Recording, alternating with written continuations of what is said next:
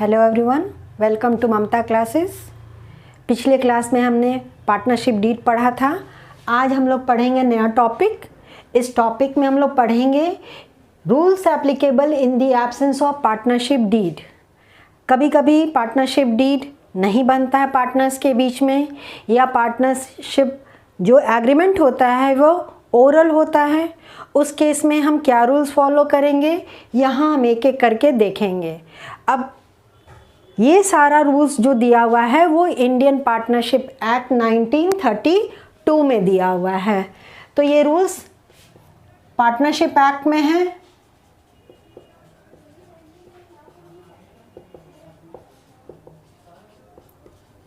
और ये rules applicable होगा जब पार्टनरशिप डीड नहीं है तब। तो सबसे पहला क्या नियम लागू होता है अगर पार्टनरशिप डीड नहीं है? तो अगर पार्टनरशिप डीड नहीं है तो profit sharing ratio is always equal. Partners के बीच में जो प्रॉफिट डिस्ट्रीब्यूट होगा वो इक्वली डिस्ट्रीब्यूट होगा। जब प्रॉफिट की बात करते हैं तो अंडरस्टूड होना चाहिए कि लॉस भी सेम तरह से डिस्ट्रीब्यूट होगा। तो प्रॉफिट हो या लॉस हो, जो भी होगा, it is always distributed equally among the partners. ठीक है। अगला आपका है इंटरेस्ट ऑन कैपिटल। अगर कैपिटल पे इंटरेस्ट लेना है तो आपको डीड बनाना पड़ेगा। अगर डीड नहीं है तो पार्टनरशिप एक्ट बोलता है कि इंटरेस्ट कैपिटल पे अलाउ नहीं होगा। ठीक है। Next, interest on drawings. तो जब कैपिटल पे हम इंटरेस्ट नहीं देंगे तो पार्टनर से ड्राइंग पे इंटरेस्ट लेंगे भी नहीं। ना इंटरेस्ट देंगे कैपिटल पे, ना इंटरेस्ट लेंगे ऑन ड्राइंग्स। तो no interest will be charged on drawings. Next, salary to a partner. Partners को सैलरी भी नहीं मिलेगा, ना कमीशन मिलेगा, कोई भी रेम्युनरेशन नहीं मिलेगा। अगर डीड नहीं है तो nothing will be allowed to a partner in the form of salary, commission और रेम्युनरेशन। किसी भी नाम से आप बुलाइए, कुछ भी नहीं दे मिलेगा। अगर चाहिए तो डीड बनाइए, सीधी सी बात है। Interest on partners loan. अगर कोई पार्टनर बिजनेस को लोन दिया है तो उसको इंटरेस्ट कितना परसेंट के रेट से मिलेगा? Interest will be allowed at the rate of 6% per annum. ना 1% ज़्यादा, ना 1% कम। ज़्यादा कम चाहिए बाबू मेरे तो क्या नियम लागू होगा? पार्टनरशिप डीड बनाइए। तो ये जो पांचों पॉइंट्स है ये अकाउंटिंग के लिए इम्पॉर्टेंट है।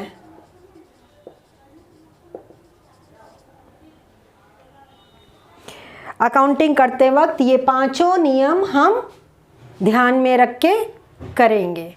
नीचे का कुछ पॉइंट्स है ये आपको याद रखना है, लेकिन अकाउंटिंग पे इसका कोई इफेक्ट नहीं पड़ता है। फिर क्या है? Admission of a new partner. नए पार्टनर का एडमिशन तभी होगा जब जितने पुराने पार्टनर्स हैं, जो एग्जिस्टिंग पार्टनर्स हैं, इसके लिए अग्री करेंगे तभी नए पार्टनर का एडमिशन होगा। एक भी डिसअग्री कर जाएगा, नए पार्टनर का एडमिशन नहीं होगा। Next, conduct in the business. हर एक पार्टनर को राइट है कि बिजनेस का जो भी एक्टिविटीज़ हो रहा है उसमें वो पार्टिसिपेट करें। No one can restrict that person from participating in the business. ठीक है। Books of account. हर एक पार्टनर को बुक्स ऑफ अकाउंट्स को इंस्पेक्ट करने का और उसका कॉपी लेने का अधिकार है। तो ये यहाँ भी एप्लीकेबल हो जाता है। ये पार्टनर का राइट है और it is applicable in the absence of partnership deed also. तो ये मेरा 8 पॉइंट है जिसको हमको ध्यान में रखना पड़ेगा कि अगर पार्टनरशिप डीड नहीं बना है तो क्या क्या रूल्स फॉलो किया जाएगा। ठीक है। बढ़ते हैं नेक्स्ट टॉपिक पे। चलिए हम लोग नेक्स्ट टॉपिक पे चलते हैं। 11th में आपने सीखा होगा ट्रेडिंग अकाउंट बनाना, उसके बाद प्रॉफिट एंड लॉस अकाउंट बनाना, और फिर बैलेंस शीट कैसे बनता है ये भी आपने सीखा होगा। प्रॉफिट एंड लॉस अकाउंट बना करके हमको पता चलता है कि बिज़नेस से कितना प्रॉफिट हुआ है या कितना लॉस हुआ है। ठीक है। अगर लॉस हुआ है तो जो मैं ये आगे अकाउंट समझाने जा रही हूँ ये अकाउंट नहीं बनेगा, लेकिन अगर बिजनेस से प्रॉफिट हुआ है तब ये अकाउंट बनेगा। तो this is extension of profit and loss account in case there is profit. तो इस नए अकाउंट का नाम है profit and loss appropriation account. Profit and loss appropriation account का मतलब क्या होता है? It is an account that shows the distribution of profit among partners under different accounting heads. अब भाई प्रॉफिट हुआ है बिजनेस से, वो बटेगा ना, किसके बीच में बटेगा? जो भी पार्टनर्स हैं बिजनेस के उनके बीच में बटेगा, क्योंकि पार्टनर्स ही ओनर्स हैं। और ये पार्टनर्स के बीच में प्रॉफिट डिस्ट्रीब्यूट करने के लिए जो हम अकाउंट बनाते हैं उसको कहते हैं profit and loss appropriation account. तो यही है कि ये शो करता है प्रॉफिट का distribution among partners under different accounting heads. ठीक है, अलग अलग हेडिंग में जाएगा। ये नहीं कि प्रॉफिट जो आया सारा पार्टनर्स के बीच में नॉर्मल वे में बांट दिए, नहीं। अब देखेंगे कि कौन कौन से अकाउंटिंग हेड में डिस्ट्रीब्यूट होता है पार्टनर्स के बीच में। तो सबसे पहले हमने यहाँ पे फॉर्मेट ड्रॉ कर दिया है profit and loss appropriation account का। इसका फॉर्मेट बिल्कुल प्रॉफिट एंड लॉस अकाउंट की तरह ही होता है। जैसे प्रॉफिट एंड लॉस अकाउंट साल के अंत में बनता है, उसको बनाने के बाद ही हम ये अकाउंट बनाते हैं। This is the format of profit and loss appropriation account. ठीक है, हेडिंग वैसे ही लिखते हैं जैसे प्रॉफिट एंड लॉस अकाउंट के ऊपर लिखते हैं, और ये भी साल के अंत में बनाया जाता है। तो यहाँ लिख देंगे फॉर द ईयर एंडेड, और जिस पीरियड के एंड में बना रहे हैं वो पीरियड यहाँ पे मेंशन कर देंगे। We have to start with the profit for the current year. Business का जो इस साल का प्रॉफिट हुआ होगा उससे हम इस अकाउंट का शुरुआत करेंगे, तो उसको हम ट्रांसफ़र करके ले आएंगे क्रेडिट साइड। ठीक है ना, जैसे हम ट्रेडिंग अकाउंट बनाते थे, ट्रेडिंग अकाउंट का जो ग्रॉस प्रॉफिट आता था प्रॉफिट एंड लॉस अकाउंट में हम क्रेडिट साइड लिखते थे एज द फर्स्ट आइटम। तो यहाँ भी प्रॉफिट एंड लॉस अकाउंट का जो प्रॉफिट आया है उसको हम ट्रांसफ़र करके ले आएंगे to profit and loss appropriation account on the credit side. तो इस आइटम से हम शुरू करते हैं। उसके बाद हम डेबिट साइड में क्या क्या लिखेंगे, लेट्स सी। फॉर्मेट हमने पहले से ड्रॉ कर दिया है।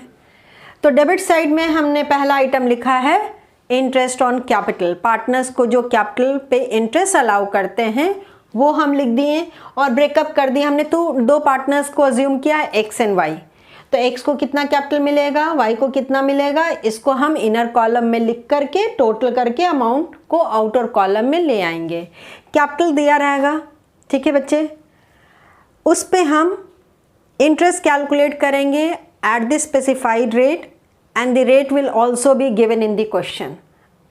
तो जो कैपिटल है उस पर इंटरेस्ट का परसेंटेज से मल्टीप्लाई करके हम यहाँ पे इंटरेस्ट निकाल लेंगे। उसके बाद सैलरी टू पार्टनर्स। पार्टनर्स को सैलरी भी अलाउ किया जाता है बाय द बिजनेस, और ये सैलरी मंथली बेसिस पे भी दिया जा सकता है, क्वार्टरली बेसिस पे भी दिया जा सकता है, या एनुअल बेसिस पे। अगर मंथली बेसिस पे है तो आपको 12 से मल्टीप्लाई करना पड़ेगा, क्योंकि मंथली बेसिस मतलब हर महीने उस पार्टनर को इतना सैलरी दिया गया। से फॉर इंस्टेंस 5,000 दिया गया, तो 5,000 को मंथली बेसिस पे अगर दिए हैं तो 12 से मल्टीप्लाई करेंगे।